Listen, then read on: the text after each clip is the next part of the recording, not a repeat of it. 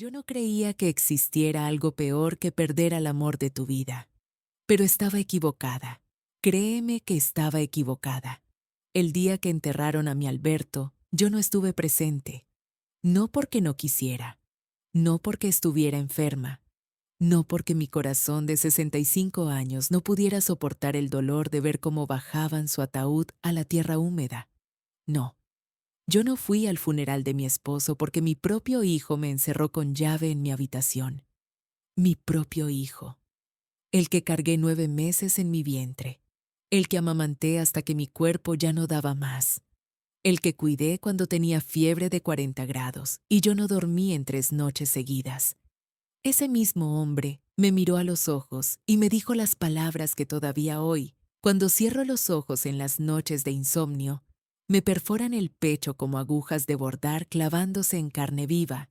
Pero déjame contarte desde el principio, porque esta historia merece ser contada completa.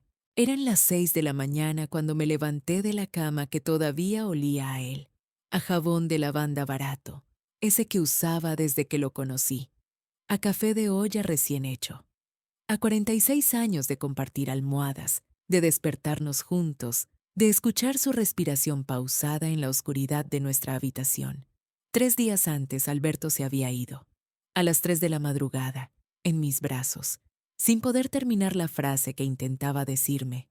Sus ojos cafés, esos ojos que me miraron por primera vez en una plaza de un pueblo norteño cuando yo tenía 19 años, se cerraron mientras yo le rogaba que no me dejara sola. Paro cardíaco, dijo el médico, como si 2 palabras pudieran explicar cómo se siente que te arranquen la mitad del alma. Pero ese día, el día del funeral, yo quería estar presentable. Por él. Para él. Abrí el ropero y saqué el vestido negro que Alberto me había regalado para nuestro aniversario 45. Seda fría contra mis dedos temblorosos. Lo recordé diciéndome, con esa sonrisa tímida que nunca perdió: este vestido es para ti, Elena, para que te sientas tan hermosa como yo te veo. Me lo puse despacio. El cierre de la espalda me costó trabajo porque mis manos no paraban de temblar. Me peiné el cabello canoso frente al espejo manchado de humedad que heredamos de mi madre. Me puse los aretes de perla que él me regaló cuando nació Ricardo. Ricardo. Escuché sus pasos en el pasillo. Esos pasos que reconocería en cualquier parte porque los escuché desde que dio sus primeros pasitos torpes en esta misma casa, agarrado de mis dedos. La puerta se abrió sin tocar.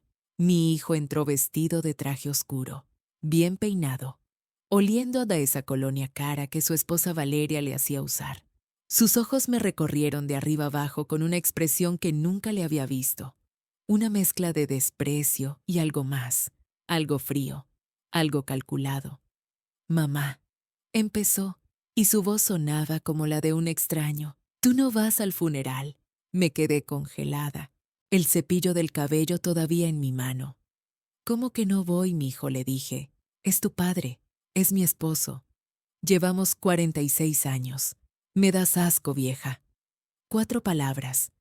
Las soltó como quien escupe en el suelo, como si yo fuera basura, como si los 46 años de matrimonio, los 35 años de ser su madre, los sacrificios, las noches sin dormir, todo, absolutamente todo, no significara nada. No vas a arruinar este día con tu teatro, continuó él acercándose. Valeria ya organizó todo. La familia importante va a estar ahí. No necesitamos que hagas el ridículo llorando. Mijo, por favor. Mi voz salió quebrada. Era tu padre. Era mi Alberto. Era. La palabra se le escapó con veneno. Era. Y ahora esta casa, todo esto, es mío. Así que vas a quedarte aquí calladita hasta que terminemos. Antes de que pudiera reaccionar, salió de la habitación. Escuché el sonido del cerrojo. Ese cerrojo viejo que Alberto había instalado hace 30 años cuando Ricardo era adolescente y necesitábamos privacidad. El mismo cerrojo que ahora me convertía en prisionera de mi propia casa. Me quedé de pie en medio de la habitación, sin poder moverme.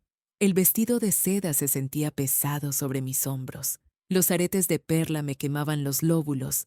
Escuché voces afuera.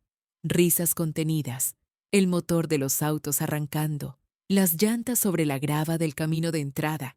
Me asomé por la ventana con cortinas amarillentas y vi cómo la caravana se alejaba hacia el cementerio municipal. Llevaban a mi Alberto, y yo estaba aquí, encerrada como un animal. Me senté en el borde de la cama. Las sábanas todavía guardaban su olor. Apreté su almohada contra mi pecho y finalmente las lágrimas llegaron. Lágrimas calientes que me quemaban las mejillas arrugadas. Lágrimas de viuda. Lágrimas de madre traicionada. 46 años. Susurré a la habitación vacía. 46 años desperté a tu lado, Alberto. Y el día que te despido para siempre, nuestro hijo me tiene encerrada como a una loca. Las horas pasaron lentas como miel fría. El sol se movió por la ventana. Las sombras cambiaron. Yo seguía ahí, sentada en esa cama, con el vestido de seda arrugándose contra el colchón. Y en ese silencio de muerte empecé a recordar cosas, pequeños detalles que había ignorado. Miradas entre Ricardo y Valeria cuando hablábamos de la casa. Preguntas casuales sobre los papeles de la propiedad. Comentarios sobre lo costoso que era mantener a dos viejos. Me das asco, vieja. La frase me daba vueltas en la cabeza, una y otra vez, como un disco rayado. Y aquí es donde todo cambió, porque mientras estaba sentada en esa cama, escuchando el silencio de mi propia prisión, algo dentro de mí empezó a transformarse. La tristeza empezó a mezclarse con otra cosa, algo que no había sentido en muchos años, rabia. Ahora te pregunto a ti, que me estás escuchando. Tú que quizás conoces el sabor amargo de la traición familiar, tú que tal vez has dado todo por tus hijos y has recibido ingratitud a cambio. ¿Qué hubieras hecho tú en mi lugar? ¿Habrías perdonado eso? Déjamelo en los comentarios. Yo sé que para entender lo que vino después, necesitas conocer lo que hubo antes, porque nadie nace siendo cruel. Nadie aprende a despreciar a su madre de la noche a la mañana. Y mientras estaba sentada en esa habitación que olía a encierro y a traición, mi mente empezó a viajar hacia atrás, hacia los tiempos en que todo era diferente. Ricardo nació un martes de marzo, cuando las gardenias del jardín empezaban a abrir sus pétalos blancos. Recuerdo el olor dulce que entraba por la ventana del hospital, mezclándose con el aroma a desinfectante y a ropa limpia de recién nacido. Alberto entró corriendo a la habitación con un ramo de flores silvestres que había cortado del camino porque no le alcanzó el dinero para comprar unas de verdad.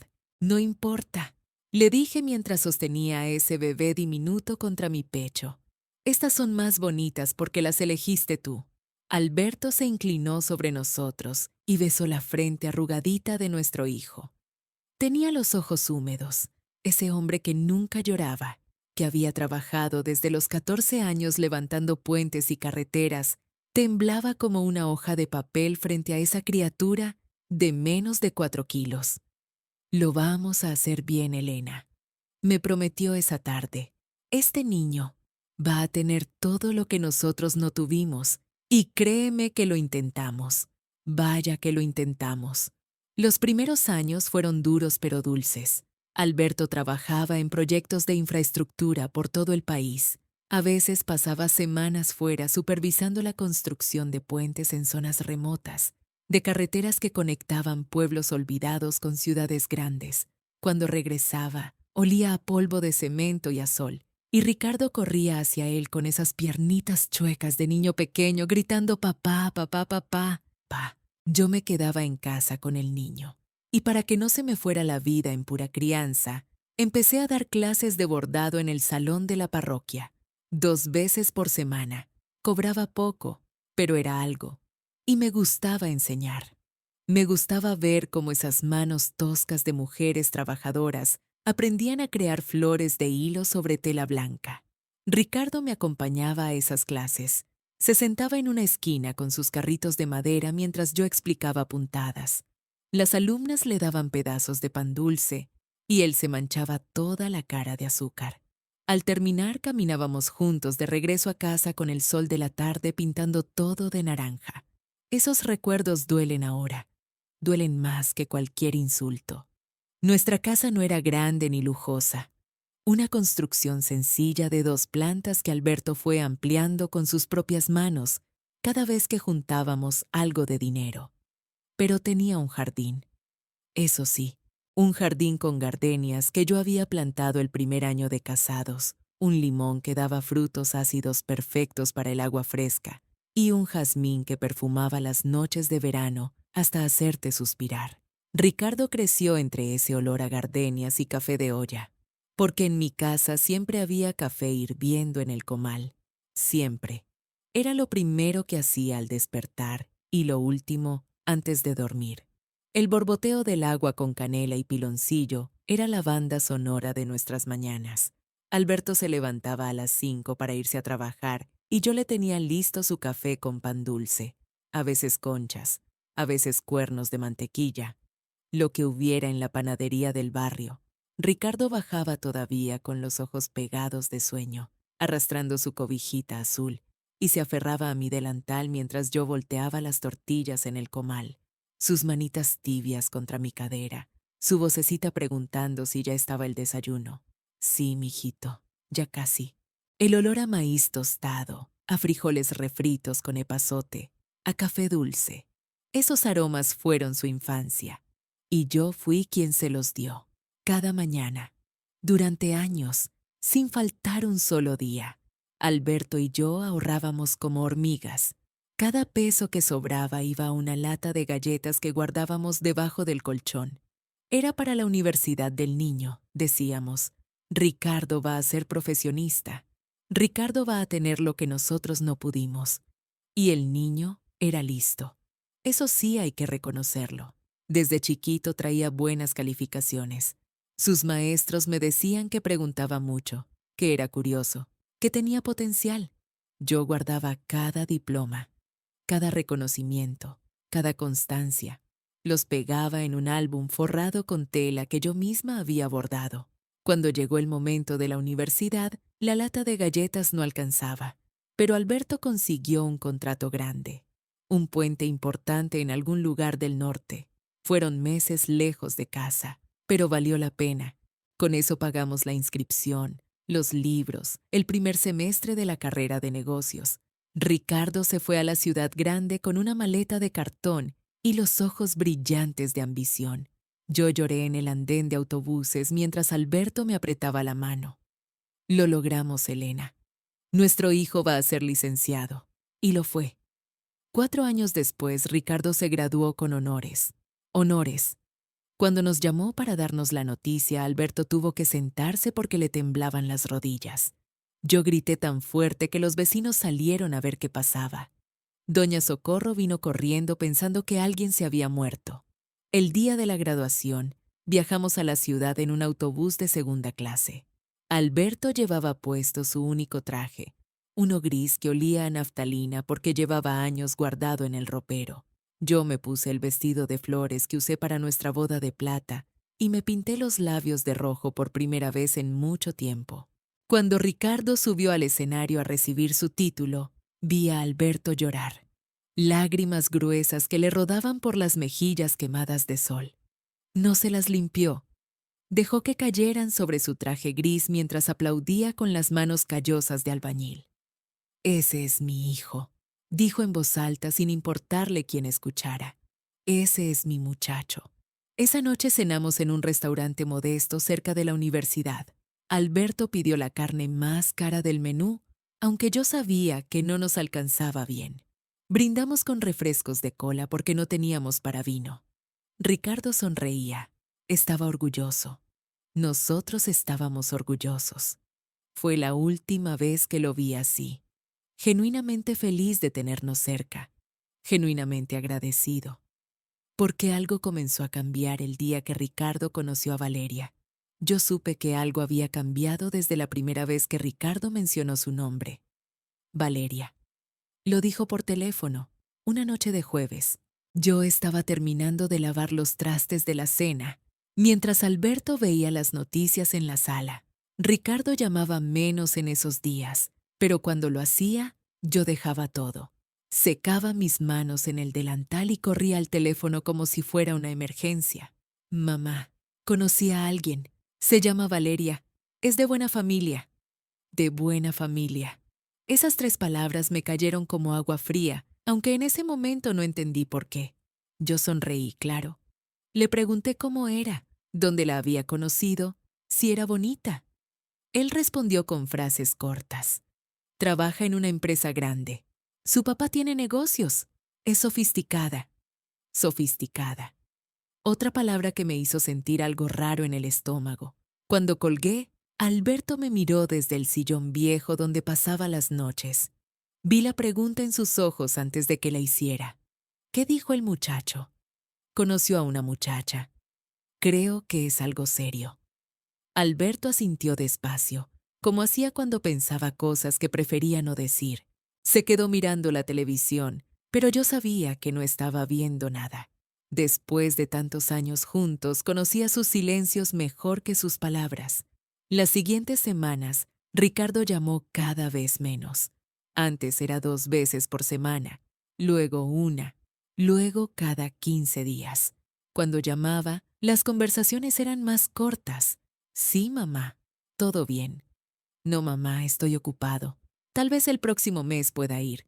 El próximo mes nunca llegaba. Yo inventaba excusas para él. Está trabajando mucho. Quiere progresar. La ciudad es difícil. Alberto no decía nada, pero lo escuchaba suspirar por las noches cuando creía que yo dormía. A veces lo encontraba en la madrugada sentado en la cocina, mirando las fotografías del álbum forrado que yo había bordado años atrás. La primera vez que conocí a Valeria fue 6 meses después. Ricardo la trajo un fin de semana, así nomás, sin avisar con tiempo. Yo corrí a la cocina a preparar algo decente mientras Alberto los recibía en la sala. Ella entró a mi casa como si entrara a un museo de cosas viejas. Vi cómo sus ojos recorrían los muebles gastados, las cortinas de encaje amarillento, los cuadros de santos que mi madre me había heredado. No dijo nada malo, pero su silencio era peor. Cada cosa que miraba parecía decepcionarla. Mucho gusto, señora, dijo sin darme un abrazo. Solo un apretón de manos frío y rápido. Sus uñas estaban perfectas, pintadas de un rosa pálido que combinaba con su bolso de marca. Olía a un perfume caro que llenó toda mi cocina y tapó el olor del café de olla que yo había preparado especialmente. No tomó café. Dijo que solo tomaba americano. No probó mis empanadas de cajeta. Dijo que estaba cuidando su alimentación. Ricardo se disculpaba por ella con los ojos mientras la veía revisar su teléfono cada 2 minutos. Cuando se fueron, apenas habían pasado 3 horas. 3 horas después de 6 meses sin verlo. Esa noche, mientras lavaba las tazas que Valeria no había tocado, Alberto se paró junto a mí en la cocina. Nuestro hijo ya no nos mira igual, dijo con una voz que nunca le había escuchado, como si las palabras le costaran salir. Yo quise defenderlo. Quise decir que estaba exagerando, que Ricardo estaba enamorado y eso era normal, que cuando tuvieran hijos las cosas cambiarían. Pero las palabras se me atoraron en la garganta porque en el fondo yo también lo había sentido. Ricardo nos miraba diferente, como si de pronto fuéramos un peso que cargar en lugar de una bendición que agradecer. Los meses siguientes fueron una colección de pequeños desprecios que yo guardaba en silencio, llamadas que no contestaba, invitaciones que rechazaba, excusas que sonaban cada vez más vacías. Valeria siempre tenía algo, un evento importante, una cena con gente de la empresa, un compromiso con su familia, como si nosotros no fuéramos también su familia. Y entonces llegó la Navidad del año pasado. Yo preparé mole poblano, el favorito de Ricardo desde que era niño. Pasé 3 días moliendo chiles en el metate, tostando especias, derritiendo el chocolate de tablilla que compraba especial para él. La cocina olía a casa, a infancia, a amor concentrado en una olla de barro. Alberto preparó la gallina más gorda del corral, la misma gallina que había estado guardando para una ocasión especial. Dijo que no había ocasión más especial que tener a su hijo en casa para Nochebuena. Puse el mantel bordado que había sido de mi madre. Saqué la vajilla de porcelana que solo usábamos para bodas y bautizos. Llené la casa de flores de Nochebuena rojas. Hasta compré refrescos de marca porque sabía que Valeria prefería eso. Llegaron a las 8 de la noche. Ricardo traía una botella de vino que debía costar más que nuestra despensa de un mes. Valeria traía puestos unos zapatos de tacón que dejaban marcas en mi piso de cemento pulido.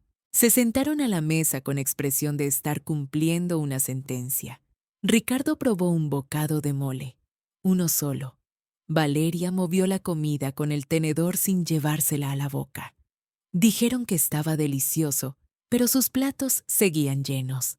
20 minutos. Eso duraron. Tenemos que irnos, mamá. La familia de Valeria nos espera para la cena. La cena. Como si lo que yo había preparado fuera solo un aperitivo, un trámite, una parada obligatoria antes de llegar al verdadero festejo. Se fueron en un carro negro y brillante que Ricardo acababa de comprar. Ni siquiera se llevaron las sobras. Yo me quedé parada en la puerta viendo cómo las luces traseras desaparecían en la noche fría de diciembre. Cuando entré a la casa, encontré a Alberto sentado en la mesa. Miraba los platos llenos de comida que nadie había comido, el mole que preparé con 3 días de trabajo, la gallina que él había sacrificado con sus propias manos. Estaba llorando. No se tapó la cara, no intentó esconderse. Solo dejó que las lágrimas le cayeran sobre la camisa de cuadros que se había puesto especialmente para la ocasión. Yo me senté junto a él y lo abracé. Lloramos juntos mientras el mole se enfriaba en la olla y las velas de la mesa se derretían hasta apagarse. Esa Navidad marcó algo, un antes y un después que ninguno de los dos quiso nombrar. Y entonces, Alberto comenzó a enfermarse del corazón. Sí, pero sobre todo del alma. Yo sabía que algo andaba mal cuando Alberto empezó a quedarse sin aire subiendo las escaleras. Mi esposo, el hombre que había cargado costales de cemento en sus hombros durante 40 años, ahora se detenía a la mitad del pasillo para recobrar el aliento. Sus labios se ponían de un color azulado que me helaba la sangre, y en las noches lo escuchaba toser con una tos profunda, húmeda, que sonaba como si algo se estuviera ahogando dentro de su pecho. Lo llevé al médico arrastrándolo, porque Alberto era de esos hombres que creen que las enfermedades se curan con un té de manzanilla y fuerza de voluntad. Pero cuando el doctor pronunció las palabras insuficiencia cardíaca, vi cómo mi esposo se hacía pequeño en la silla, como si esas 2 palabras le hubieran robado 10 años de vida en un instante. Salimos del hospital en silencio. Alberto cargaba una bolsa de plástico con frascos de pastillas que ahora debía tomar cada día. Para la presión, para la retención de líquidos, para el corazón cansado. Yo cargaba algo más pesado. El conocimiento de que el tiempo se nos estaba acabando. Esa misma noche, mientras Alberto dormía con la máscara de oxígeno que tuvimos que comprar a crédito, saqué mi teléfono celular. Mis dedos temblaban sobre las teclas mientras escribía el mensaje. Hijo, tu papá está enfermo del corazón. El doctor dice que es grave. Por favor, ven a verlo. Esperé la respuesta mirando la pantalla como si mi vida dependiera de ella. Pasaron 10 minutos, 20, 1 hora. Cuando por fin llegó, eran solo 6 palabras. Qué mal, mamá. Cuando pueda voy. Cuando pueda. Como si su padre fuera una cita que podía reagendarse. Como si el corazón de Alberto pudiera esperar a que Ricardo tuviera un hueco en su agenda.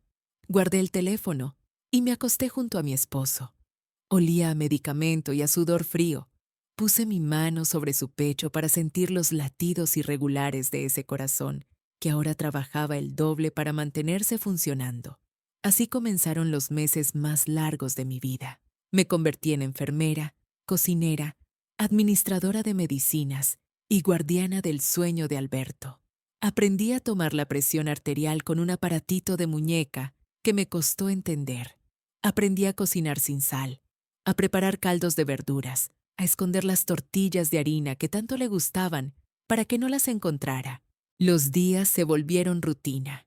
Despertar a las 5, preparar las pastillas con un vaso de agua tibia, ayudarlo a bañarse porque el vapor caliente le hacía bien a los pulmones, sentarnos juntos en el patio mientras el sol de la mañana le daba color a su cara pálida. Y los mensajes. Los malditos mensajes. Cada semana le escribía a Ricardo. Le contaba cómo estaba su padre. Le mandaba fotos de Alberto sonriendo aunque por dentro estuviera sufriendo.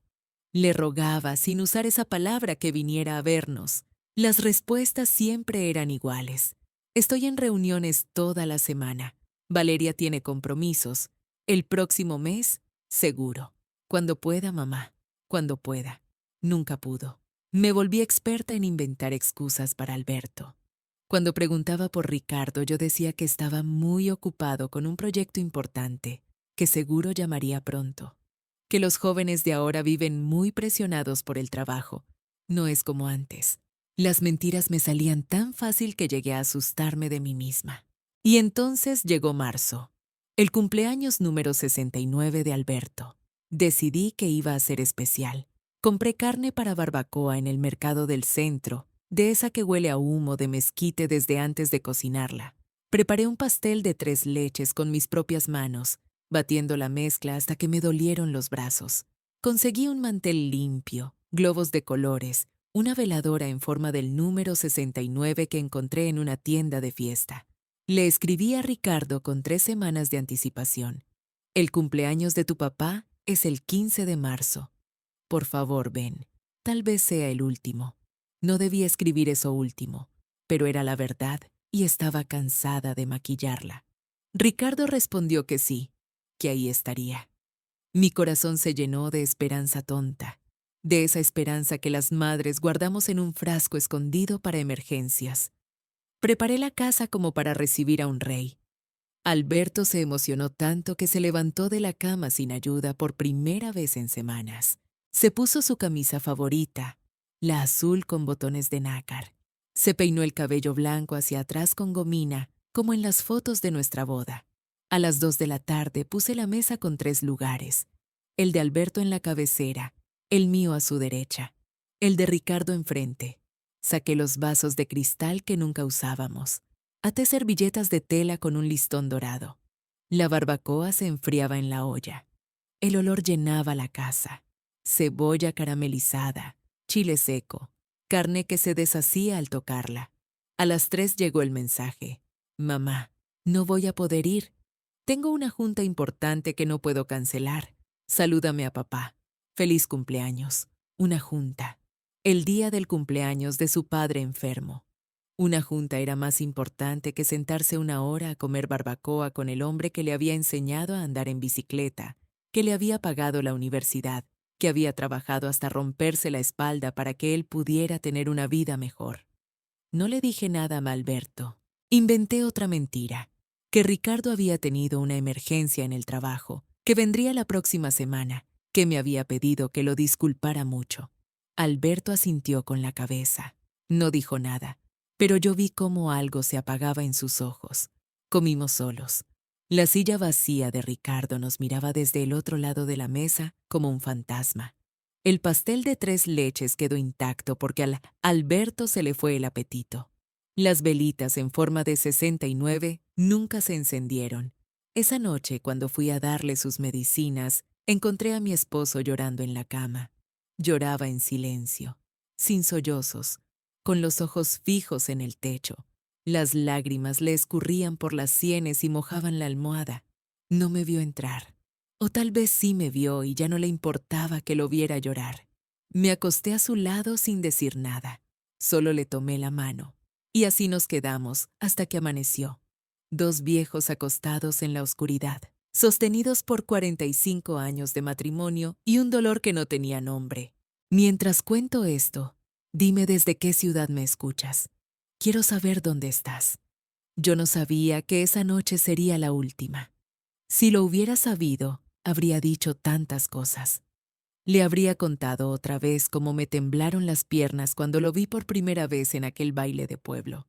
Le habría agradecido cada madrugada que se levantó a trabajar sin quejarse. Le habría pedido perdón por las veces que discutimos por tonterías que ya ni recuerdo. Pero una no sabe. Una cree que siempre habrá un mañana. Esa noche Alberto estaba inquieto. Se movía en la cama como buscando una posición que no encontraba. Le di agua tibia con miel. Le acomodé las almohadas Le puse mentol en las sienes. Nada funcionaba. A la 1 de la mañana me pidió que me acostara a su lado. No junto a él como siempre, sino bien pegadita, con mi cabeza en su hombro como cuando éramos novios. Olía a jabón de lavanda y a enfermedad. Esa mezcla que ya conocía de memoria después de tantos meses cuidándolo. Me abrazó con el brazo que todavía tenía fuerza y empezó a hablar. Me contó cosas que nunca me había dicho. Que la primera vez que me vio, pensó que yo era demasiado bonita para él.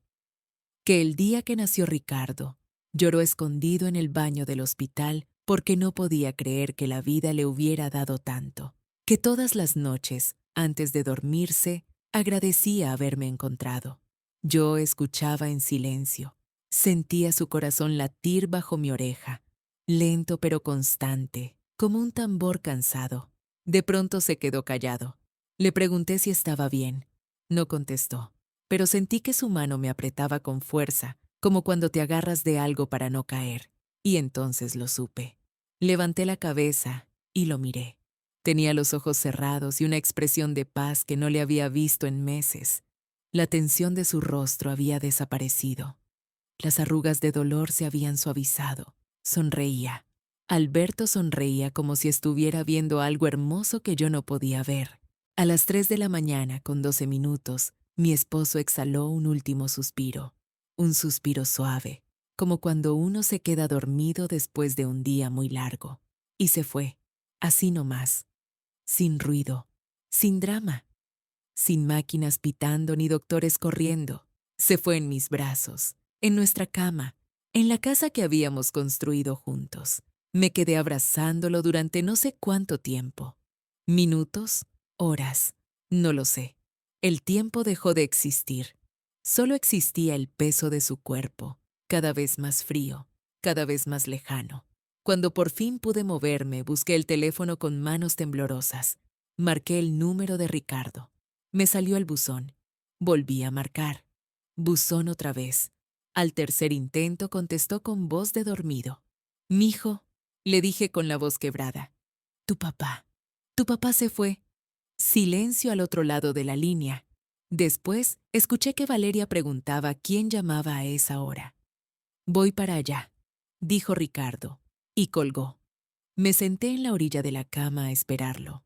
Todavía tenía la mano de Alberto entre las mías. Estaba fría ya, pero no podía soltarlo. No quería soltarlo. 1 hora después escuché el motor de un carro afuera. Después la llave en la puerta. Ricardo entró primero, vestido con pants y sudadera, el pelo revuelto. Detrás de él venía Valeria, perfectamente arreglada, como si fueran las 3 de la tarde y no las 4 de la mañana. Me levanté para abrazar a mi hijo. Necesitaba sus brazos. Necesitaba que alguien me sostuviera porque sentía que me iba a derrumbar. Ricardo me dejó abrazarlo, pero no me devolvió el abrazo. Sus brazos colgaban a los lados de su cuerpo como si fueran de madera. Me aparté para verle la cara. Buscaba lágrimas, buscaba dolor, buscaba algo. Lo que encontré fue una expresión vacía, como si le estuviera contando que se había descompuesto la lavadora. «¿Cómo pasó?», preguntó. Le conté todo. La noche inquieta, las palabras de amor, el último suspiro. Mientras hablaba, las lágrimas me escurrían por las mejillas. No las limpiaba. Ya no tenía fuerzas para nada. Ricardo escuchaba sin moverse. Valeria estaba sentada en el sillón, tecleando en su celular. El brillo de la pantalla le iluminaba la cara en la oscuridad. Ni siquiera había entrado a ver a su suegro. «¿Qué hubieras hecho tú? Dime, escríbelo en los comentarios, porque yo hasta el día de hoy no entiendo cómo alguien puede teclear mensajes mientras al lado se derrumba el mundo de una mujer que acaba de quedarse viuda». «Hay que organizar el funeral», dijo Ricardo cuando terminé de hablar. Eso fue todo. No me abrazó, no lloró, no dijo «te acompañamos en tu dolor» o «vamos a superar esto juntos». Nada. «Hay que organizar el funeral». Como si estuviera hablando de arreglar el techo o pagar la luz. Las siguientes horas son borrosas en mi memoria. Recuerdo que llegó gente. El médico que firmó el acta de defunción, los señores de la funeraria que se llevaron el cuerpo de Alberto. Recuerdo el olor a café que alguien preparó en mi cocina. Recuerdo las voces de Ricardo y Valeria hablando en la otra habitación. Pero de lo que más me acuerdo es de que no me dejaban hacer nada. Cada vez que quería hablar con el director de la funeraria, Ricardo me interrumpía. Yo me encargo, mamá. Tú descansa. Cuando pedí ver los papeles del seguro de gastos funerarios, Valeria me dijo que no me preocupara, que ellos tenían todo bajo control. Me trataban como si fuera una niña tonta. O peor, como si fuera un estorbo. Esa noche no pude dormir. Me quedé acostada en la cama vacía, abrazando la almohada de Alberto que todavía olía a él. A las 2 de la mañana me levanté a tomar agua. Fue entonces cuando lo escuché. Ricardo estaba en el patio trasero, hablando por teléfono. Su voz llegaba clara a través de la ventana de la cocina. «No puede ser», decía furioso. «Revisa de nuevo. Tiene que haber algo a mi nombre». Silencio mientras la otra persona hablaba. Todo, absolutamente todo está a nombre de ella. Sentí que el mundo se detenía. ¿Me entiendes lo que eso significa? La casa, las cuentas, el terreno, todo. Esa vieja tiene el control de todo. Esa vieja. Mi hijo me llamó esa vieja. Me recargué en la pared porque las rodillas me fallaron. El vaso de agua se me resbaló de las manos y se hizo pedazos en el piso. El ruido alertó a Ricardo, que cortó la llamada de inmediato. Entró a la cocina y me encontró ahí, descalza entre los vidrios rotos, temblando. «Mamá, ¿qué haces despierta?» No contesté. No podía. Él me miró con esos ojos que ya no reconocía, los ojos de un extraño. «Vete a dormir», dijo. «Mañana es el funeral. Necesitas descansar». Me tomó del brazo y me llevó a mi cuarto. Me acostó como si fuera una muñeca. Me tapó con la cobija y se quedó vigilando hasta que apagué la luz. Escuché sus pasos alejándose, pesados y lentos. Me quedé ahí, encerrada en mi propio cuarto, en mi propia casa, la noche antes de enterrar al amor de mi vida. Y entonces llegó el día del funeral, el día en que mi hijo me encerró como a un animal. Yo desperté el día del funeral de mi esposo, encerrada en mi propia habitación. Me levanté temprano, me puse mi vestido negro, mis perlas, como te conté al principio. Estaba lista para despedir a mi amor. Pero cuando intenté salir al pasillo, Ricardo me bloqueó el paso. Ya sabes lo que pasó después. Me encerró. Escuché la voz de Valeria del otro lado. «Vámonos, se hace tarde». Corrí a la puerta cuando escuché el cerrojo correrse. «Ricardo, ábreme. No puedes hacerme esto». Silencio. Después, su voz, fría como el mármol de una tumba. «Quédate ahí, mamá. El funeral es asunto nuestro. Tú solo estorbarías». Y luego escuché la puerta principal cerrarse, el motor del carro, el ruido del portón automático. Y después, nada. Me quedé ahí parada, con la mano todavía en la perilla, tratando de entender lo que acababa de pasar. Mi hijo, el niño que cargué 9 meses en el vientre, el bebé que amamanté durante 3 años, el muchachito al que le enseñé a leer en esta misma casa, me acababa de encerrar como a un perro rabioso. Me iban a enterrar a Alberto sin mí. Corrí hacia la ventana. Mis manos temblaban tanto que tardé varios intentos en abrir el pestillo, pero cuando jalé el marco, no se movió. Alguien había clavado la ventana por fuera. Clavos gruesos, oxidados, que atravesaban la madera vieja. No podía ser. Esto no estaba pasando. Busqué algo para forzar la cerradura. Encontré un pasador en el cajón del buró. Me arrodillé frente a la puerta y metí el metal en el ojo de la cerradura, moviendo, empujando, rogando. El pasador se partió en 2. Probé con un gancho de ropa. Se dobló sin hacer nada. Golpeé la puerta con los puños hasta que me dolieron los nudillos. Grité hasta que la garganta me ardía. Nadie contestó. Nadie vino.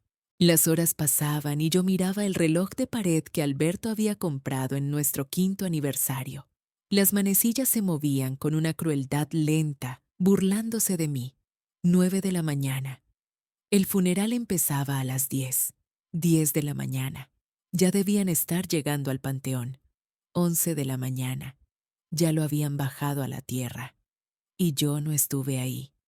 Me senté en el piso, recargada contra la puerta, y lloré. Lloré como no había llorado desde que era niña. Lloré hasta que no me quedaron lágrimas, hasta que solo salían gemidos secos de mi garganta. Lloré hasta que los ojos me ardían como si me hubieran echado sal. El olor de la habitación me torturaba. La almohada de Alberto todavía guardaba su aroma. Jabón de menta y ese perfume barato que le gustaba tanto, el que venía en botella azul y olía a pino y a tierra mojada. Me aferré a esa almohada como si pudiera traerlo de vuelta. Perdóname, le susurraba. Perdóname por no estar ahí.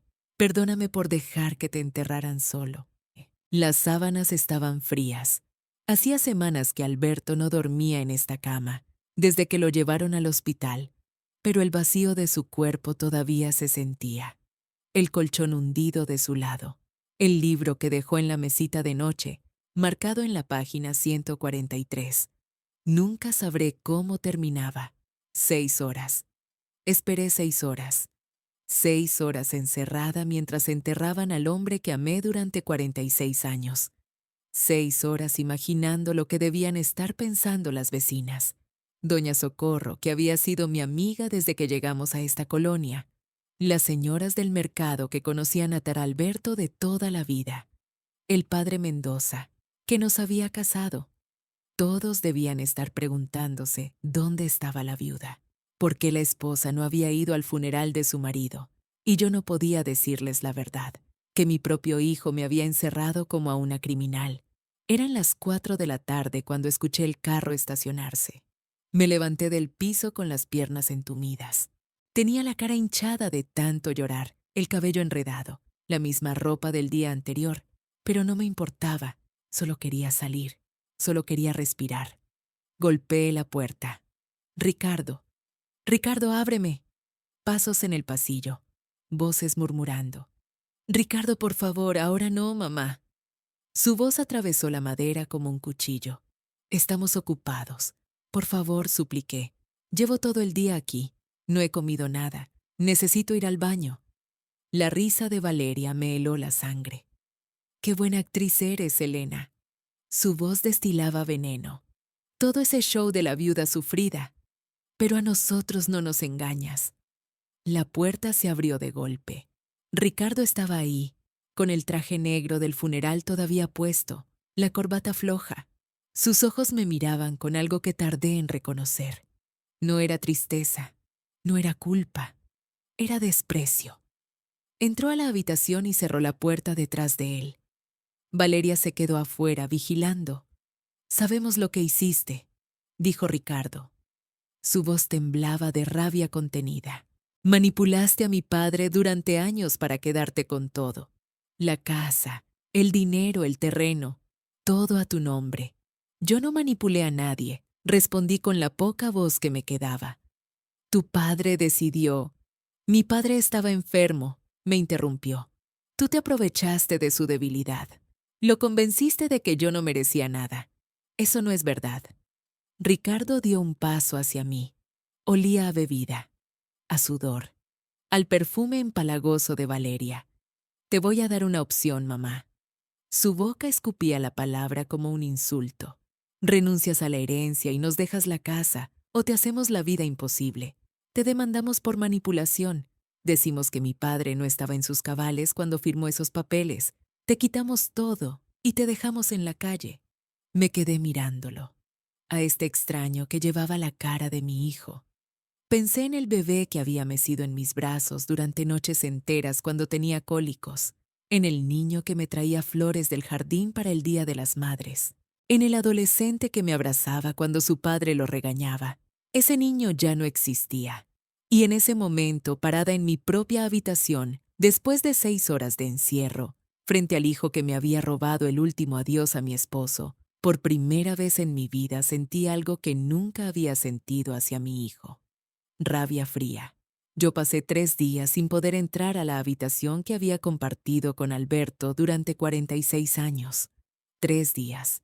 El olor a su colonia todavía flotaba en el aire, esa mezcla de madera y algo cítrico que él usaba desde que nos conocimos. Me acuerdo que una vez le pregunté por qué nunca la cambiaba, y él me dijo, porque así siempre vas a saber que soy yo el que entra a la habitación, aunque tengas los ojos cerrados. Ricardo y Valeria se habían ido la mañana siguiente al funeral. Después de su amenaza, me dejaron sola con un portazo que todavía me retumba en los oídos. Dijeron que iban a buscar un abogado, que regresarían pronto, que me preparara para perderlo todo. Pero no me preparé para perder nada. Me preparé para encontrar algo. Era jueves cuando finalmente crucé el umbral de nuestra habitación. Las cortinas estaban cerradas y la luz entraba apenas en rayitas finas que dibujaban líneas en el piso de madera. Las sábanas todavía estaban revueltas del lado de Alberto. Yo no las había tocado. No podía. Era como si al estirarlas, al borrar la forma que su cuerpo había dejado, lo estuviera borrando a él para siempre. Me senté en mi lado de la cama, el colchón hundido que ya conocía la forma de mi cadera, el buró con mi crema de noche, mis lentes de lectura, la foto de nuestra boda que estaba ahí desde 1984. Y entonces miré hacia el lado de Alberto. Su buró era más desordenado que el mío. Siempre lo fue. Revistas viejas, un reloj que ya no funcionaba pero que había pertenecido a su padre, un vaso de agua a medio tomar que ya tenía polvo flotando en la superficie, y el cajón, ese cajón que Alberto siempre mantenía cerrado con llave. La llave la encontré en el bolsillo de su pantalón de vestir, el mismo pantalón que llevaba puesto cuando se desmayó en la cocina. Me lo habían devuelto del hospital junto con su cartera, su reloj, su anillo de matrimonio. Tuve que intentar 3 veces antes de lograr meter la llave en la cerradura. Mis manos temblaban como las de él en sus últimos meses. El cajón se abrió con un quejido. Adentro había papeles, facturas viejas, una libreta con números de teléfono escritos a mano, fotos de cuando Ricardo era bebé, cuando todavía sonreía con los ojos además de la boca, y un sobre amarillo, amarillo como el sol de marzo, amarillo como las flores de cempasúchil, amarillo como la luz de la esperanza que yo creía haber perdido. En el frente, con letra de Alberto, decía, para Elena, leer solo, si algo me pasa. Me quedé mirando esas palabras durante lo que pareció una hora entera. Las letras estaban temblorosas, inclinadas hacia la derecha como siempre fue su caligrafía, pero más débiles, como si cada palabra le hubiera costado un esfuerzo enorme. Abrí el sobre con los dedos. No quise usar tijeras. No quise cortar nada que él hubiera tocado. Adentro había 3 hojas de papel cuadriculado, de ese papel que usaba para hacer cuentas, con los cuadros pequeños y azules. Estaban escritas por ambos lados. Empecé a leer. Mi Elena querida. Las lágrimas llegaron antes de terminar la primera línea. Si estás leyendo esto, significa que ya no estoy ahí para decirte lo que tengo que decirte. Significa que el corazón finalmente me falló, aunque yo siempre supe que era demasiado grande como para caber en este cuerpo. Demasiado grande de tanto amor que le puse adentro. Tuve que parar, respirar. El olor a humedad del papel viejo se mezclaba con el fantasma de su colonia, y era casi como si él estuviera ahí, leyéndomela en voz alta. Continué. Hace 3 meses cambié el testamento. No te dije nada porque sabía que ibas a discutir conmigo, que ibas a decir que era injusto con Ricardo, que él también es nuestro hijo, que merece su parte. Pero Elena, tengo que decirte algo que me parte el alma escribir. Ricardo ya no es el niño que criamos. Se convirtió en alguien que solo piensa en dinero. Me temblaba la hoja entre las manos. Tuve que sujetarla con más fuerza. Yo lo vi primero que tú. Lo vi cuando dejó de visitarnos, excepto cuando necesitaba algo.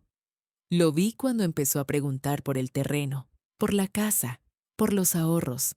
Lo vi en la forma en que te miraba cuando tú no te dabas cuenta, como si fueras un obstáculo, como si estorbaras. Paré de leer. Afuera un pájaro cantaba. La vida seguía su curso mientras yo sostenía en las manos la verdad que mi esposo había guardado para protegerme. Valeria lo empeoró. Pero el veneno ya estaba en él antes de que ella llegara. Ella solo lo regó. Te dejo todo a ti, Elena. La casa, el terreno, los ahorros, todo. No porque odie a mi hijo. Lo dejo así porque tú eres la única que se lo merece. Trabajaste a mi lado durante casi 5 décadas. Sacrificaste tus sueños para que él pudiera estudiar. Te desvelaste cuando estaba enfermo. Bordaste hasta que te sangraban los dedos para pagar sus uniformes. Tú construiste esto tanto como yo. Más, incluso. Las lágrimas caían sobre el papel, haciendo que algunas palabras se borraran. No me importó, ya las tenía grabadas en el pecho. Y ahora viene lo más importante, Elena. Lo que más necesito que entiendas. No cedas. Si le das a Ricardo lo que no se ha ganado, lo destruirás. No le estarás haciendo un favor. Le estarás quitando la oportunidad de convertirse en el hombre que debería ser. Le estarás enseñando que la manipulación funciona, que las amenazas dan resultado, que su madre es débil, y tú no eres débil, mi amor. Nunca lo fuiste. Leí esa parte 3 veces, 4, 5. No cedas. 3 palabras que sonaban como campanas, como liberación, como permiso. El sol se había movido. Las rayitas de luz ya no estaban en el piso sino en la pared. Había pasado toda la tarde leyendo y releyendo esas hojas. Conoces a doña Socorro, la vecina. Ella pasó por algo parecido con sus hijos hace años. Habla con ella si necesitas consejo. Y el licenciado Navarro tiene copias de todo. Él sabe lo que hay que hacer. Te amo, Elena. Te amé desde el día que te vi bordando flores en la plaza del pueblo. Te amé cada mañana que desperté a tu lado. Y te voy a seguir amando desde donde esté. Defiende lo que es tuyo. No por orgullo, por dignidad. Tu Alberto. Doblé las hojas con cuidado.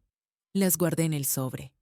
El sobre lo puse contra mi pecho, donde latía mi corazón. Y por primera vez desde que Alberto murió, no lloré de tristeza. Lloré de claridad. Alberto me había dado permiso para decir que no, y eso cambió todo. Llegué a la oficina del licenciado Navarro ese viernes a las 11 de la mañana. El reloj de pared marcaba las 11 en punto cuando empujé la puerta de vidrio y sentí el aire acondicionado golpearme la cara como una bofetada fría. El edificio olía a papeles viejos y a ese líquido que usan para limpiar pisos de oficina. Un olor institucional. Un olor que dice que aquí se deciden cosas importantes. La recepcionista me guió por un pasillo largo hasta una sala de juntas, mesa de madera oscura, sillas de cuero negro, una ventana que daba hasta un estacionamiento gris, y ahí estaban, Ricardo y Valeria, sentados del otro lado de la mesa como si fueran los dueños del lugar. Él con un traje azul marino que probablemente costó más que mi jubilación de 3 meses. Ella con un vestido rojo y labios pintados del mismo color, como si viniera a una fiesta en lugar de a la lectura del testamento de su suegro. No me saludaron, ni siquiera me miraron. Y aquí es donde todo cambió, créeme. Me senté en la silla que me indicó la recepcionista. Mis manos temblaban un poco, pero las escondí debajo de la mesa. No iba a darles el gusto de verme débil. El licenciado Navarro entró unos minutos después. Un hombre de 62 años, cabello canoso, anteojos redondos, traía un folder grueso bajo el brazo y una expresión que no dejaba ver nada. Ni simpatía ni frialdad, pura neutralidad profesional. Se sentó a la cabecera de la mesa. Abrió el folder.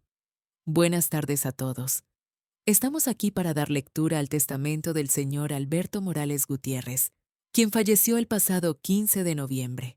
El silencio era tan espeso que podías cortarlo con un cuchillo.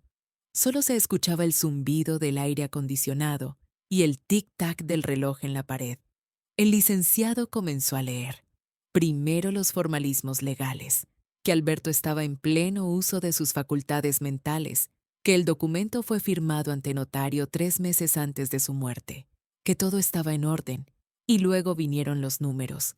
La propiedad ubicada en calle Magnolias, número 412, con valor catastral de 4.200.000 pesos, queda en su totalidad a nombre de Elena Morales de Gutiérrez, esposa del fallecido. Vi cómo Ricardo se tensaba. Sus nudillos se pusieron blancos de tanto apretar el descansabrazos de la silla. Los ahorros en cuenta bancaria, por un monto de 320,000 pesos, corresponden íntegramente a la señora Elena Morales. Valeria cruzó los brazos. Apretó los labios hasta que se le borraron. El seguro de vida, por 650,000 pesos, tiene como única beneficiaria a la señora Elena Morales.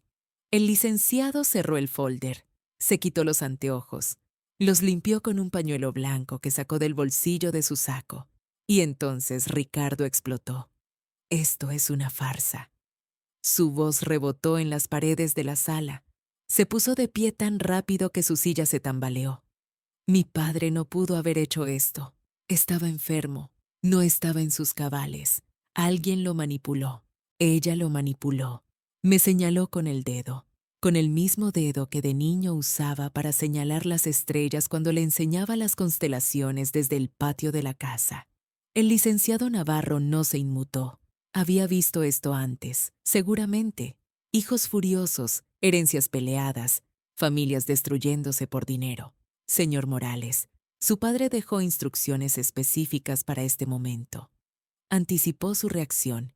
Ricardo frunció el ceño. Valeria también.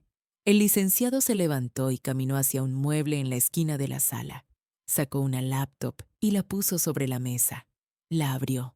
Tocó algunas teclas. Su padre grabó este video 3 meses antes de morir. Pidió que se reprodujera en caso de que usted impugnara el testamento. La pantalla se iluminó y ahí estaba Alberto. Mi Alberto, sentado en nuestro comedor, con su camisa blanca, la que le regalé en nuestro aniversario número 40. El rostro sereno, los ojos cansados, pero llenos de algo que solo puedo describir como paz. Hola, hijo. Su voz. Dios mío, su voz.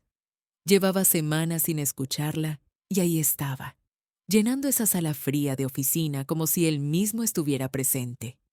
Si estás viendo esto, es porque estás enojado, porque crees que te robé algo, porque piensas que tu madre me manipuló. Alberto hizo una pausa. Se frotó las manos, ese gesto que siempre hacía cuando iba a decir algo difícil. Te amé desde el día que naciste, Ricardo. Te amé cuando diste tus primeros pasos. Te amé cuando te graduaste. Te amé incluso cuando empezaste a cambiar.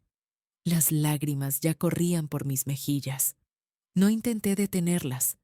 Pero te perdiste, hijo. Ya no eres el niño que criamos. Te convertiste en alguien que solo ve números, que solo piensa en herencias, que olvidó quién le enseñó a leer, quién le cantaba para dormirlo, quién bordó su nombre en todos sus uniformes escolares. Vi cómo Ricardo se desplomaba en su silla. El color había desaparecido de su rostro. Parecía un fantasma. Olvidaste a tu madre, Ricardo. La encerraste en su cuarto el día de mi funeral. Su propio hijo, en su propia casa. Valeria miraba al suelo. Por primera vez desde que la conocí, no tenía nada que decir. Le dejó todo a Elena porque ella lo construyó conmigo. 46 años de matrimonio, 46 años de sacrificio. Ella se lo merece. Tú no. Alberto se acercó a la cámara. Sus ojos parecían mirarme directamente a mí. Elena, si estás viendo esto, quiero que sepas una cosa. Estoy orgulloso de ti. Siempre lo estuve. No cedas. No por orgullo, por dignidad. La pantalla se apagó. El silencio que siguió fue el más largo de mi vida. Ricardo se levantó sin decir palabra. Valeria lo siguió. Salieron de la oficina como 2 sombras. No me miraron. No dijeron adiós. No amenazaron. No suplicaron. Solo se fueron. El licenciado Navarro recogió sus papeles en silencio. Me dio un momento para recomponerme. Cuando finalmente habló, su voz era suave. Señora Morales, todo está en orden. La casa es suya. Los ahorros son suyos. El seguro es suyo. Legalmente, nadie puede quitarle nada. Asentí. No podía hablar. Caminé hacia la salida con las piernas temblando. El sol de mediodía me recibió en la calle. Calientito. reconfortante, como un abrazo de Alberto desde el cielo. Me senté en una banca del estacionamiento. Respiré hondo. Una vez, 2 veces, 3 veces. Mi hijo se había ido sin despedirse. Probablemente no volvería a hablarme en mucho tiempo. Tal vez nunca. Pero por primera vez en semanas, no sentí miedo. Había perdido a mi hijo, pero me había ganado a mí misma. Yo pensé que el silencio de Ricardo me destruiría, que cada día sin saber de él sería como una espina clavándose más profundo en el pecho. Pero el tiempo tiene una manera curiosa de enseñarnos a respirar de nuevo. Pasaron 3 meses, 90 días sin una llamada, sin un mensaje, sin una visita. Mi único hijo, el niño al que le canté canciones de cuna durante años, había desaparecido de mi vida como si yo fuera una extraña. ¿Qué hubieras hecho tú? Escríbelo en los comentarios. Las primeras semanas fueron las más difíciles. Me despertaba a las 3 de la madrugada con el corazón acelerado, preguntándome si Ricardo estaría bien, si habría comido, si tendría frío. 40 años de preocuparme por él no se borran con una firma en un testamento. La casa se sentía enorme, demasiado silenciosa. El fantasma de Alberto deambulaba por cada rincón, pero también el fantasma de Ricardo niño, el que corría por el pasillo gritando que había sacado 10 en matemáticas, el que me pedía arroz con leche cada domingo, el que me abrazaba tan fuerte que me dejaba sin aire.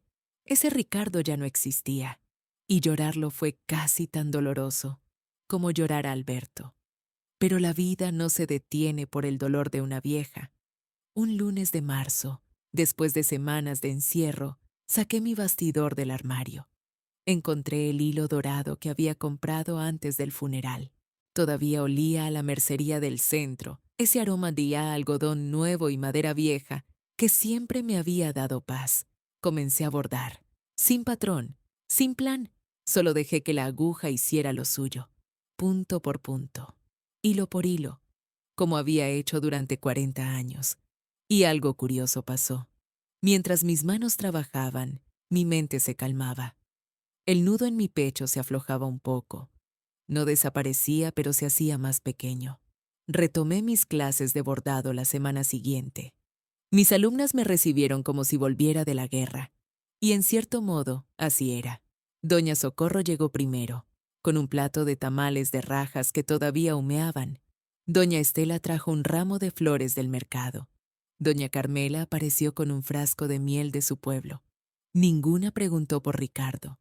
Ninguna mencionó el funeral. Solo me abrazaron, una por una, largamente. Como hacemos las mujeres cuando las palabras no alcanzan. Nos sentamos alrededor de la mesa del comedor, la misma donde Alberto y yo habíamos compartido miles de cenas. Saqué telas nuevas, enhebré agujas, preparé café de olla con canela, el que a Alberto le gustaba. Y mientras bordábamos, hablamos, de todo y de nada. De los nietos de doña Carmela, del jardín de doña Socorro, de la novela que estaba viendo doña Estela. Cosas simples, cosas de la vida cotidiana, cosas que me recordaban que el mundo seguía girando aunque el mío se hubiera detenido. Esas mujeres se convirtieron en mi familia, no por sangre, sino por elección. Llegaban cada martes y viernes sin falta. Llenaban mi casa de risas, de chismes, de historias, del olor a hilo nuevo y café caliente. Con ellas aprendí que la soledad no tiene que ser permanente, que se puede construir familia a cualquier edad, que el cariño no necesita certificados ni apellidos. Mientras te cuento esto, comenta desde qué ciudad me escuchas. Un martes de junio, doña Estela llegó con cara de noticia. La conocía bien después de 15 años de amistad. Cuando tenía información jugosa, le temblaban las manos al bordar. «Ay, Elena, espérate lo que me enteré». Las demás levantaron la mirada. Yo seguí con mi puntada, fingiendo desinterés. Pero el corazón ya me latía más rápido. Es sobre Ricardo. La aguja se me resbaló. Me pinché el dedo. Una gota de sangre manchó la tela blanca.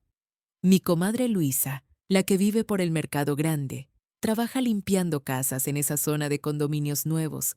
Dice que vio a tu nuera saliendo de un departamento rentado.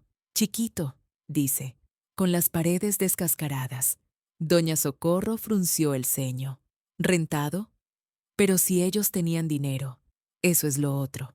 Continuó doña Estela bajando la voz como si alguien pudiera escucharnos. Parece que invirtieron todo en una franquicia de restaurantes, una cosa de hamburguesas gourmet. Y pues, no funcionó. Quebraron. Perdieron hasta lo que no tenían. El silencio se instaló en la mesa como un invitado incómodo. Miré el hilo rojo en mis manos. Pensé en Ricardo firmando papeles, en Valeria convenciéndolo de invertir, en los dos creyéndose más listos que todos. Y me supe que mi comadre oyó que la nuera está pensando dejarlo, que sin dinero ella no tiene para qué quedarse. Esperé sentir satisfacción, justicia, algo parecido a un triunfo, pero solo sentí un hueco en el estómago. Ese era mi hijo. Y aunque me había tratado mal, me dolía saber que sufría. Doña Socorro debió ver algo en mi cara porque puso su mano sobre la mía. Sus dedos estaban arrugados, manchados de tiempo, pero eran cálidos. Eso es porque tienes un corazón noble, Elena. Pero lo que él vive no es tu culpa. Tomó sus decisiones, eligió su camino, y ahora está cosechando lo que sembró. Lo sé, murmuré, pero sigue siendo el niño que cargué 9 meses, el que me llamaba mami con vocecita chiquita. Y tú sigues siendo la madre que él abandonó el día que más te necesitaba. No confundas compasión con obligación. Me quedé pensando en esas palabras durante días, semanas. Ricardo había perdido todo. El dinero que tanto ambicionó. La vida de lujos que Valeria exigía. Probablemente su matrimonio también. Y yo seguía aquí, en mi casa, con mis amigas, con mi bordado, con la paz que Alberto me había dejado como último regalo. A veces la vida tiene maneras extrañas de enseñarnos quién realmente nos quiere. No busqué a Ricardo, no llamé, no mandé recados. Si me necesitaba, sabía dónde encontrarme. La puerta de mi casa nunca tuvo candado, pero tampoco iba a rogarle. Ya no. Si esta historia te tocó el corazón, suscríbete.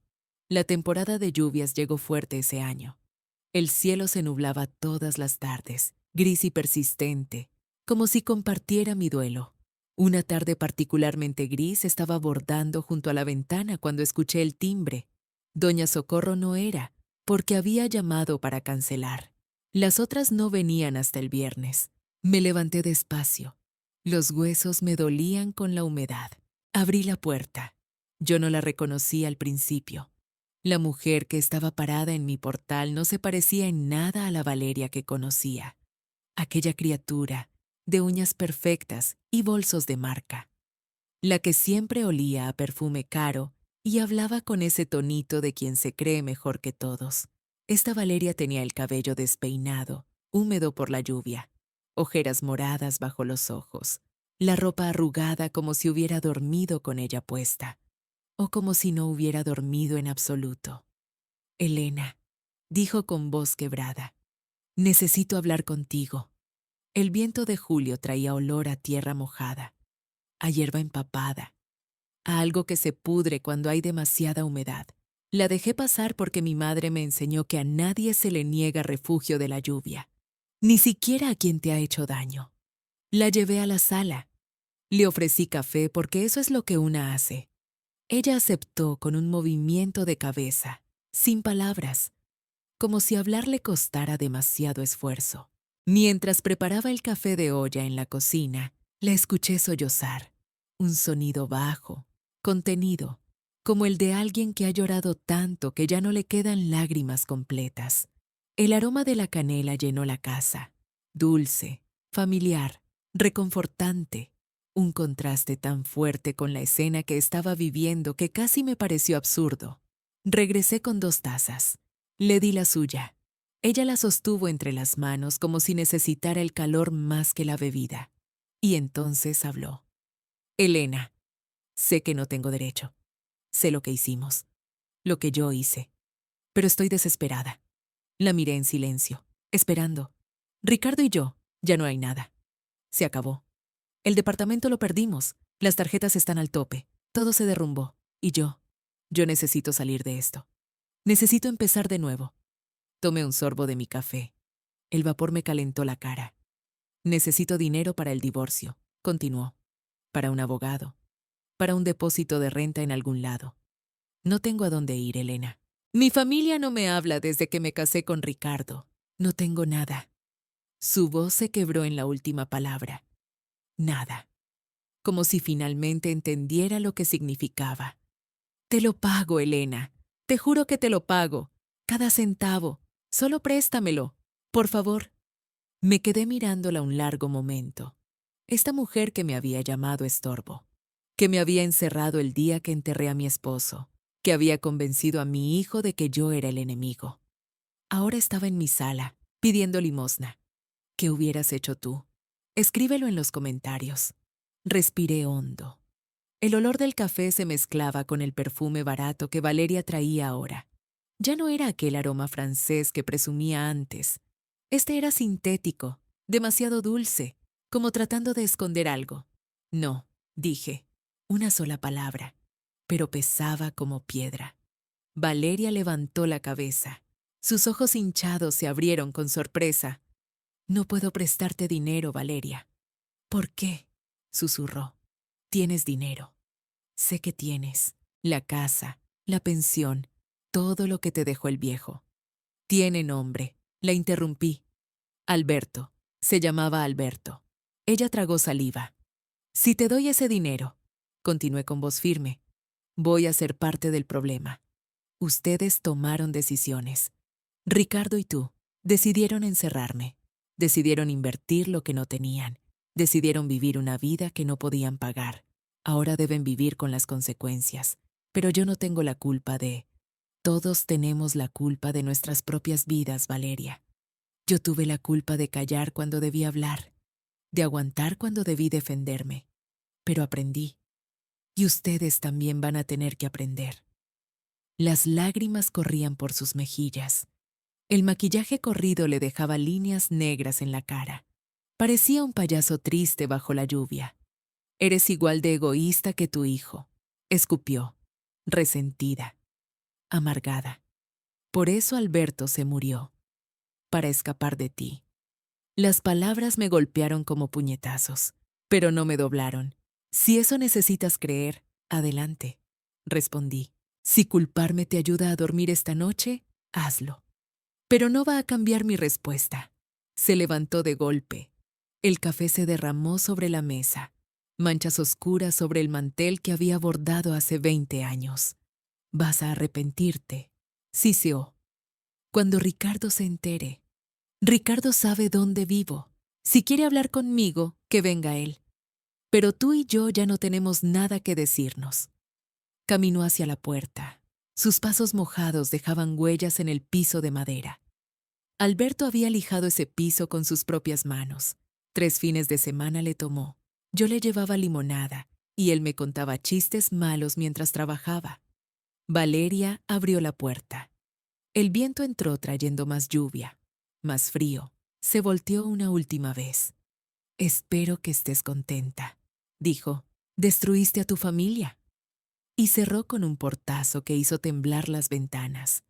Me quedé sola en la sala, temblando, no de frío, de algo más profundo, de ese agotamiento que viene después de una batalla que no pediste pelear. Mientras te cuento esto, comenta desde qué ciudad me escuchas. Limpié el café derramado.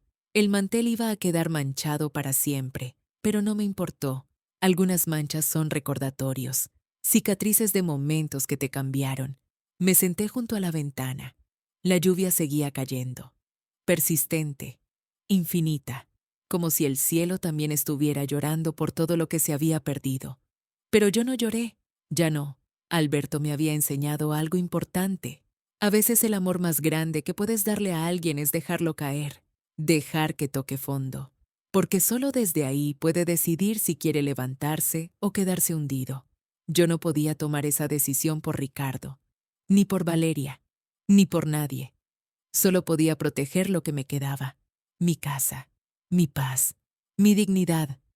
Afuera la lluvia lavaba las calles, arrastraba hojas muertas, limpiando todo para que algo nuevo pudiera crecer.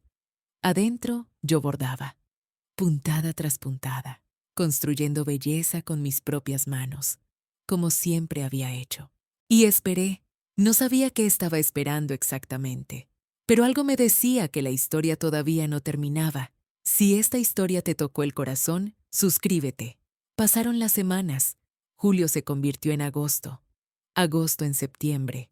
Las lluvias se fueron. El sol regresó. No supe nada de Ricardo ni de Valeria. El silencio era espeso, pero ya no me dolía. Me había acostumbrado a él. Lo había hecho mi compañero. 3 meses después, recibí una llamada del Hospital General. Yo reconocí la voz de inmediato. Doctora Méndez, la misma que atendió a Alberto en sus últimos días. Señora Morales, dijo con ese tono profesional que los médicos usan cuando no quieren asustarte, pero tampoco pueden ocultarte la verdad. Su hijo Ricardo está aquí. Lo encontraron inconsciente en la calle esta mañana. Necesitamos que venga. El teléfono casi se me cae de las manos. ¿Qué tiene?, pregunté. Mi voz sonó como la de otra persona. Desnutrición severa, deshidratación, agotamiento extremo. Está estable pero débil. Habitación 312. Colgué sin despedirme. Ni siquiera me di cuenta.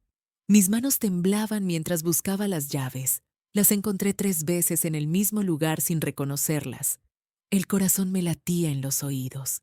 Ese zumbido que no te deja pensar. En el taxi, miraba las calles pasar sin verlas realmente. La ciudad se movía en cámara lenta. O tal vez era yo la que iba demasiado rápido por dentro. Desnutrición.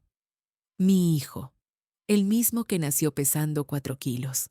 El mismo al que alimenté del pecho durante 14 meses porque no quería dejarlo. El mismo que se comía 3 platos de arroz con frijoles después de jugar fútbol. Desnutrición. ¿Qué hubiera hecho Alberto? Seguramente ya estaría en el hospital. Sin preguntas, sin rencores. Corriendo hacia su hijo como corrió hacia mí toda la vida. Llegué al hospital con el aliento cortado. Los pasillos olían a desinfectante y a café viejo. Ese olor institucional que te recuerda que la vida es frágil, que todos somos mortales. Habitación 312. La puerta estaba entreabierta. Empujé despacio. Y ahí estaba Ricardo. Pero no era Ricardo. No el que yo conocía. Este hombre en la cama del hospital parecía 10 años mayor. 15 tal vez. Tenía la piel gris, los pómulos marcados como filos de cuchillo, los ojos hundidos en cuencas oscuras, el cabello sucio, revuelto, una barba de días que lo hacía parecer un desconocido. Las sábanas blancas del hospital resaltaban lo demacrado de su cuerpo.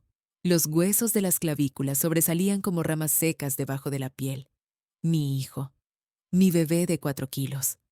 Mamá, susurró al verme. Su voz era apenas un hilo, rasposa, rota. Me acerqué a la cama. Mis piernas se movían solas porque mi cabeza estaba en blanco. Solo el cuerpo recordaba qué hacer. Caminar hacia tu hijo cuando te necesita. Eso no se olvida nunca.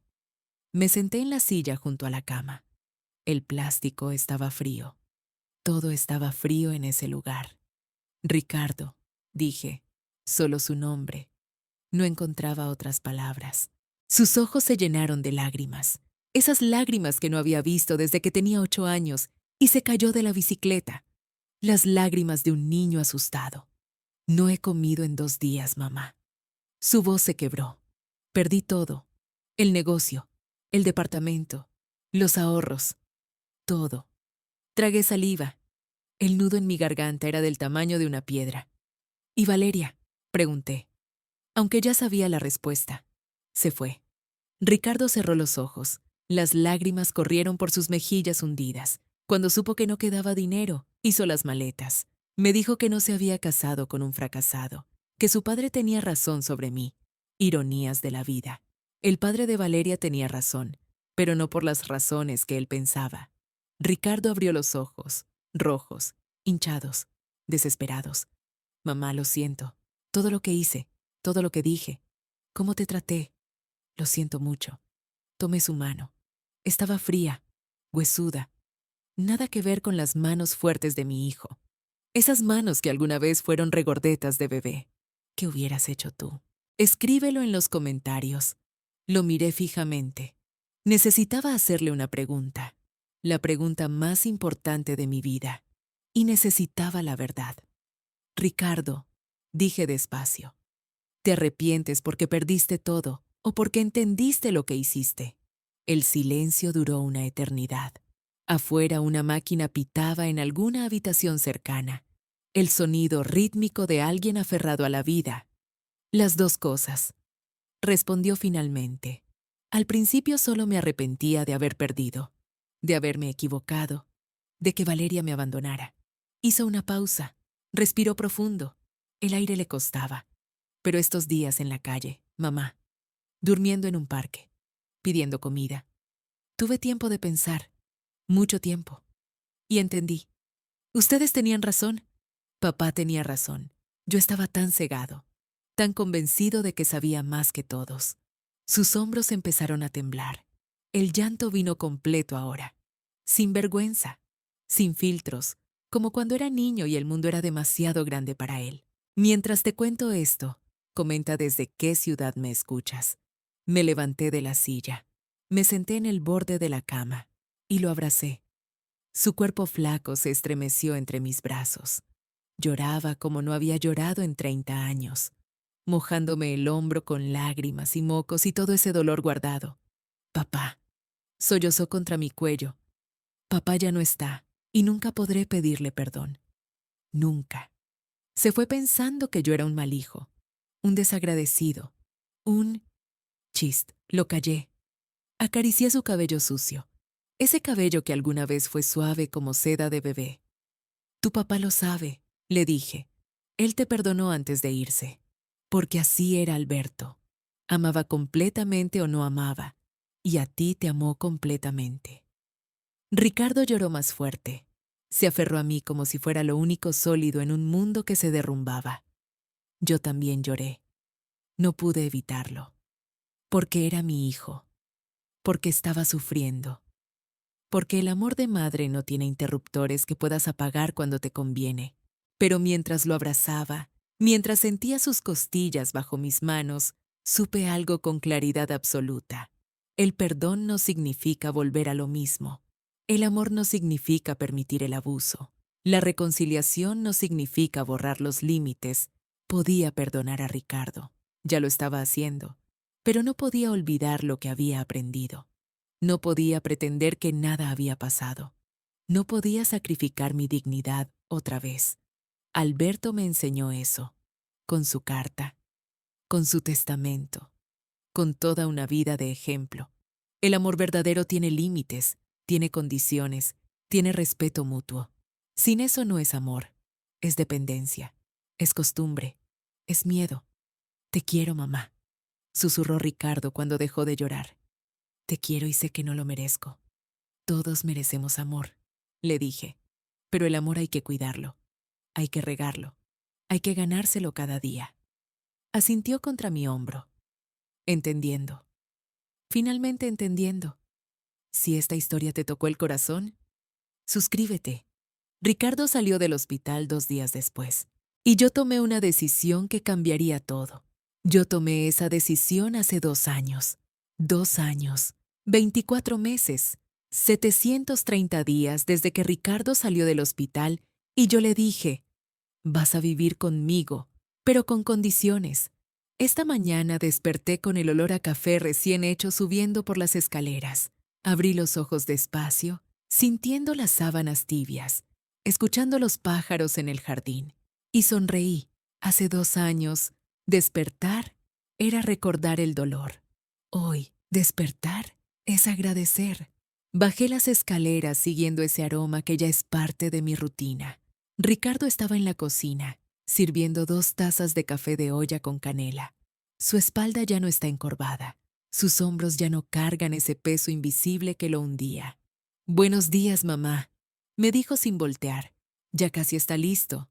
Buenos días, hijo. Me senté en la mesa donde Alberto y yo compartimos miles de desayunos. La misma mesa, las mismas sillas, pero todo es diferente. Ricardo trabaja como supervisor de logística en una empresa de transporte. Sale a las 6 de la mañana, regresa a las 5 de la tarde. Los miércoles tiene terapia con una psicóloga que le recomendó el licenciado Navarro.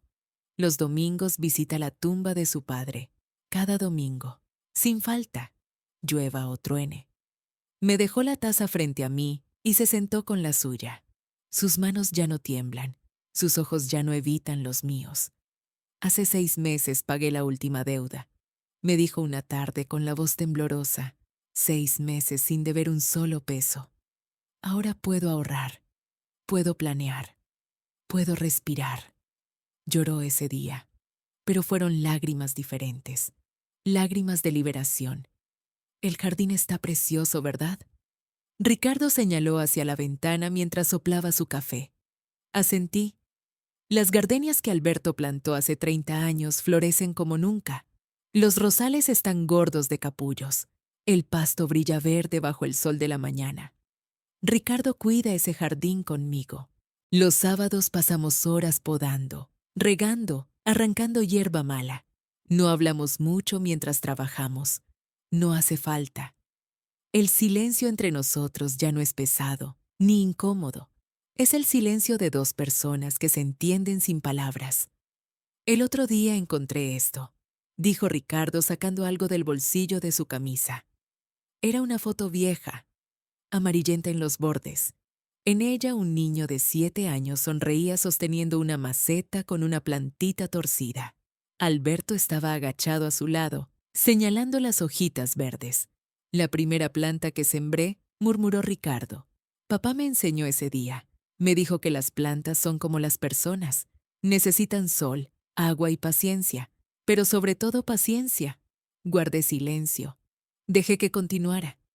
Yo no tuve paciencia con nada, mamá. Con papá, contigo, conmigo mismo. Quería todo rápido, todo fácil. Y cuando las cosas no salían como quería, culpaba a los demás. Tomó un sorbo largo de café. El vapor le nubló los ojos por un segundo. Valeria se fue hace 1 año y medio. Cuando supo que yo no iba a heredar nada, cuando vio que tendría que trabajar para pagar mis deudas, desapareció. No contestó más mis llamadas. Me bloqueó de todo, como si yo nunca hubiera existido. Lo sé, le dije. Nunca te lo había preguntado, pero lo sé. Fue lo mejor que me pasó, dijo mirándome directamente. Perderla. Porque cuando la perdí, me di cuenta de que nunca la tuve. Ella no me amaba. Amaba la idea de lo que yo podía darle. Asentí. Algunas lecciones solo se aprenden cuando duelen. Ricardo se levantó y caminó hacia la ventana. La luz de la mañana le iluminó el perfil. Se parece tanto a Tarnalberto, la misma nariz, la misma mandíbula. Pero ahora también tiene sus ojos, esa calma que solo da la paz interior. Gracias, mamá, dijo sin voltear. ¿Por qué? Por no rescatarme. Cerré los ojos un momento. Esa frase, esas 4 palabras, eran todo lo que necesitaba escuchar. Lo miré. Él me miró. Y en ese intercambio silencioso estaba todo el camino recorrido. ¿Sabes? Le dije levantándome para pararme a su lado. Pasé muchos años creyendo que amar era sacrificarse, que ser buena madre era darles todo, que el amor se medía en cuánto podías aguantar. Él asintió, escuchando, pero estaba equivocada. Amar no es rescatar, es acompañar. No es anular tu voz para que el otro grite, es respetar tu dignidad mientras respetas la suya. No es permitir el abuso por miedo a perder, es poner límites porque te valoras. Mamá, déjame terminar. Tu papá lo entendió antes que yo, por eso hizo ese testamento. No para castigarte, sino para protegerme y para obligarte a crecer. Porque el verdadero amor a veces tiene que ser duro para ser auténtico. Ricardo me abrazó. Un abrazo largo, cálido, sin urgencia, como los que Alberto me daba después de cenar. Abrazos que dicen más que 1000 palabras. Los martes por la tarde doy clases en el centro comunitario. Empezó como algo pequeño, un grupo de 8 mujeres mayores que querían aprender a bordar. pero se convirtió en algo más. Ahora son 22. Vienen de toda la ciudad. Viudas, madres solteras, abuelas preocupadas. Y entre puntada y puntada, hablamos. Contamos nuestras historias. Lloramos juntas, reímos juntas. Les cuento mi historia. Todo. Sin vergüenza. Sin adornar. Porque cuando una mujer habla, otras se atreven a hablar. Cuando una mujer pone límites, otras aprenden que pueden hacerlo. Cuando una mujer dice basta, otras descubren que también tienen voz. Ahora estoy aquí, sentada en mi cocina, mi taza de café humeando frente a mí, la foto de Alberto en su portarretrato de plata, sonriendo con esa sonrisa que todavía me hace suspirar, y una gardenia recién cortada en un vasito de cristal, perfumando el aire con ese aroma que él amaba tanto. Si esta historia te tocó el corazón, compártela. Gracias por escucharme hasta el final. Y si estás viviendo algo similar, escúchame bien. Tienes derecho a decir no. Tienes derecho a exigir respeto. Tienes derecho a poner límites. Amar a tu familia no significa sacrificar tu dignidad. Amar es también respetarte a ti misma. Nadie puede hacerte sentir menos sin tu permiso. Y dar permiso no es tu obligación. Mi nombre es Elena Morales. Tengo 67 años. Soy viuda, madre, abuela de la vida que construí con mis propias manos. Y estoy en paz.